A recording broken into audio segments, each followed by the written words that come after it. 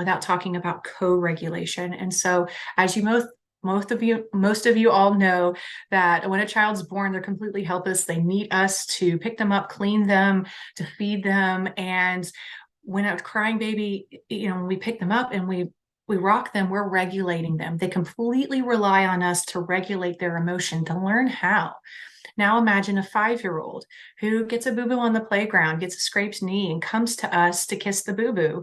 It doesn't fix it. It doesn't make the hurt or the pain go away, yet it gives them that sense of comfort that we're here. It's going to be okay. And we've back. And so that is a way we co-regulate our children. At 5, they really need us. They regulate a little on their own, but they use us to regulate as well.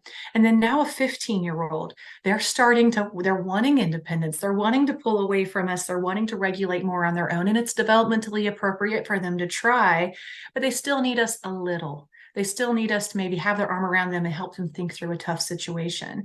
And that's why adolescence can be so hard, is because we're figuring it out for the first time, how to regulate on our own and pull away from our parents. But in a lot of ways, we still need them. And so another piece of development is how the brain develops. So the limbic system, this core part of our brain, is what creates emotion. That grows first.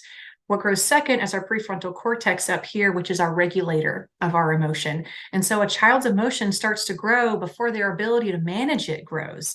And so you might notice this in development when a child is a lot more emotional, but a little bit more, whiny at night. They break down a little easier for a few months, and then suddenly they kind of phase out and they're back to their normal selves. And that's when the brain is kind of caught up. What can happen sometimes is a child gets stuck in between those two, and that length of time gets really long, and a child feels out of control of their body. Nothing breaks confidence like, I can't stop when I start to feel, or I can't, slow myself down when I get angry, or I don't know how to impulsively stop the impulse to hit when I'm upset. And then they end up acting out and doing things the wrong way, and they get in trouble. And this can really break down identity of, I'm just a bad kid, why even try? And so I see that pattern sometimes happen there. But it all boils down to the ability to regulate and feel in control and feel a sense of, I know I can handle this. And so in counseling, what we do is we do play therapy. And so we help children touch and feel their emotion through expressive means, art, sand tray, acting out, playing out things.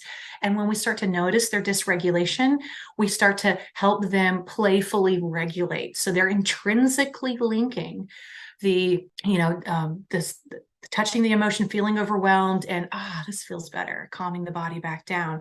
Because imagine this, I think we've all had a 5-year-old in the back of the car having a breakdown, right? We all kind of parent code, if we all know that can happen, that has happened.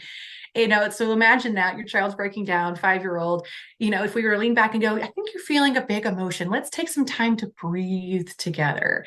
Do you think the child will respond with, yes, you're right, Mom, I am having a big emotion. Let's breathe. No, they're probably going to throw something at us. They're probably going to scream louder. Talking about coping skills doesn't work when we're in the heat of it, in the thick of it, even as adults, when we're having a tough moment, talking about communication skills. We're not thinking about that right now. We're upset.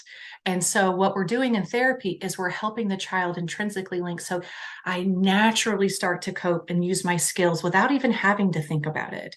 It's the same thing as when we do a big sigh. That's us taking a big breath naturally when we face something hard or something big just happened. And so it's helping a child intrinsically do that. And so when you notice your child dysregulating, if they're a little younger, helping them playfully regulate, ground.